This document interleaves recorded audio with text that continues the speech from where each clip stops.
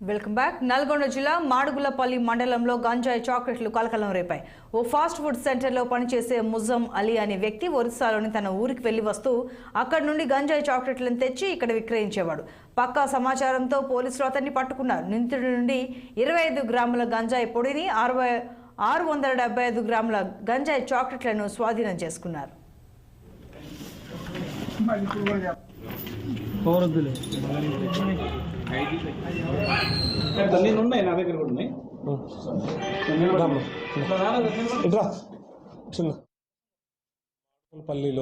మాడుగులపల్లి సెంటర్లోని రాజు fast food సెంటర్లో మా SI గారికి వచ్చిన సమాచారం మేరకు అక్కడ రైడ్ చేసి ఒక 25 గ్రాముల గాంజా, ఎండిన గాంజా మరియు 676 గ్రాముల గాంజా చాక్లెట్ రూపంలో తయారు చేసిన గాంజాను మరియు అక్యూజ్ని గాంజాని సీజ్ చేసి అక్యూజ్ని అప్రహెన్షన్ తీసుకొని విచారించడం జరిగింది.